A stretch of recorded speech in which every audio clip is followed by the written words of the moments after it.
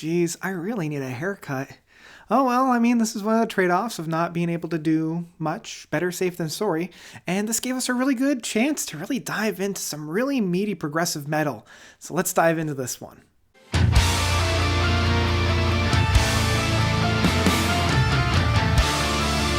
Rise Radiant by Caligula's Horse. So Caligula's Horse is a progressive metal outfit from Australia. They got their starts back in the early 2010s. I believe their first album was released in 2011 or so. And Rise Radiant is their 5th studio release. Now, I've only really heard their last album of In Contact, and I believe I heard Bloom maybe once or twice. It seems like their biggest album is The Tide, The Thief, and The River's End, which I've never actually heard. But from what I've heard, I really like this kind of style. It infuses very similar techniques that we have from the progressive metal movement of today. Bands that have that really hard edge in terms of the metal outfit, but never really going so far into the brutal movement that we have for like the progressive tech metal. So at no point do we have any growls or screaming. There's never blast beats. There's much more emphasis on the technicality and the songwriting-ship on this one. And where I feel like Rise Radiant kind of deviates from their past albums is that there's a little bit more emphasis on harmonization between all 3 of their different singers. Now, obviously we have Jim Gray being the lead singer on here, but backing him up, we have Sam Velen on lead guitars, as well as Dale Prisson on bass. And I love the fact that this harmonization of different vocals brings a new feeling of sound to the forefront. This kind of goes beyond just your usual Haken or your usual Leprous to really breathe a new kind of orchestration of sound. And this is something that I was really craving within the progressive metal movement. And I think that this really opens up very perfectly with the first track of The Tempest. We have those really great and full-bodied guitar works really bringing in the forefront within the band. And another thing that really deviates this band to other progressive metals are the lack of keyboards and synthesizers. It's very guitar-driven in this sense. And The Tempest really showcases their works and the interplay between Sam Velen and Adrian Golby's playing styles and their harmonizations within the guitar work in that sense. And I love when we come into the main chorus where we have not only the harmonizations of the guitar works, but also the harmonizations between all the different vocalists on here. And it provides a really, really whole body track.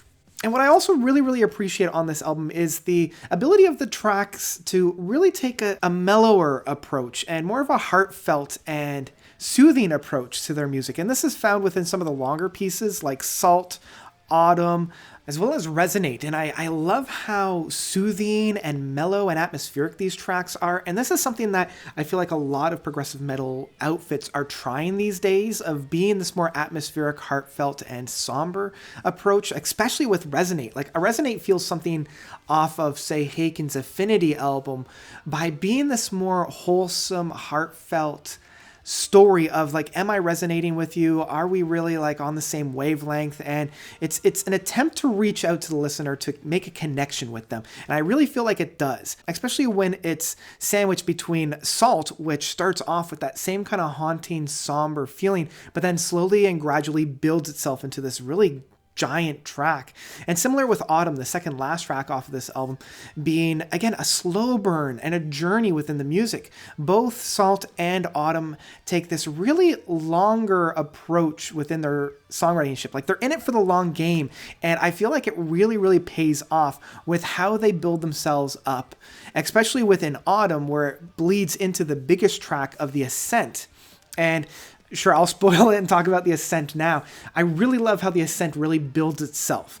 It is almost about 11 minutes. It's over the 10-minute mark. And it feels like this song is really earned, not only as being the punctuation mark on the end of the album, but also within the overall journey of the album as well. It's probably my favorite track off the album.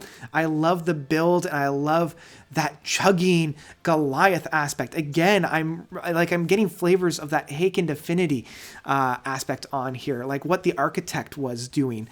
And I just love it. I love this whole-bodied, darker approach without being like guttural without being brutal. It's got this like overarching heaviness to it that I really, really appreciate. Like it feels like you're climbing up a mountain with like this iron board or this rock strapped to your back, and the whole thing is just excruciating. It's hard, but once you're at the peak, once you're at the summit of this mountain, it just it allows you to breathe. Unfortunately, not all the tracks work on this for me on this album.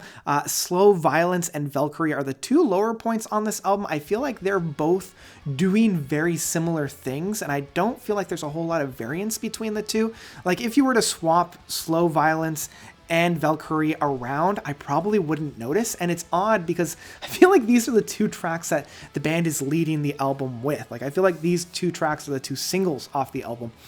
And I don't know if it really does the album all that justice because, like I said, I feel like it's very generic. I'm not feeling all that invested in the tracks. I appreciate all the songwriting and I appreciate all the technicality that we have within these two tracks. But again, if you ask me to sit down and hum you a couple of bars off of these two tracks, it's nigh impossible for me to actually recall anything from it. And this leaves us with Earthrise, and I feel like Earthrise is a really interesting midpoint on this album. Like, I feel like Resonant and Earthrise are kind of the midpoint. And with Ocean Rise, again, I like how there's a slow build to a really satisfying end off of this track, but it doesn't really hit those high points that Salt or The Tempest do. This album also comes with 2 bonus tracks, and this also is where I love it. A Message to My Girl is fine. I generally don't listen to it all that much. I do freaking love their take of Don't Give Up from Peter Gabriel and Kate Bush. What they're able to capture on this track is so special. And it's something that I really, really needed at this point of my life and where we are right now in the world. Like, I find I'm listening to this track and more often than not, I'm getting very, very emotional. Like I'm feeling the tears well up. I'm feeling that knot in my throat of just how passionate they all are. I believe they have Lindsay Ward coming on as the bonus vocalist on here doing the harmonization with Jim. Both her and Jim, especially when it comes into that big crescendo near the midpoint of this track, just wrenches my heart and it makes it bleed in such the perfect cathartic way. I love that track, and I really love what they do with this Peter Gabriel track. So yeah, overall, this album has been a really fun album. It's one of the better albums that we've had of this year, which, I mean, isn't all that hard to do, but I think that this album really will see the rest of the year very, very well. I think that the more I come back to it, the more I'm going to get out of it. And that's part of the reason why it took me almost a full week to get a review out, because how much I really needed to digest and mull over within this particular work. This one is easily one that I would download. I would definitely invest in this album. I would have it on my computer. I'm not quite sure if I'm ready to pick it up in physical format though. Like I feel like with a few of those knocks being Slow Violence and Valkyrie, I wasn't quite as taken with those 2 tracks, but maybe we'll see throughout the rest of the summer if that will kind of pick up and see me through. So yeah, that's about it for Rise Radiant from Caligula's Horse. What did you guys think? Did you love this album? Did you hate this album? Let me know of your own thoughts by commenting down below. Thank you guys so much for watching. As always, you guys are definitely the best. And until next time, notes out.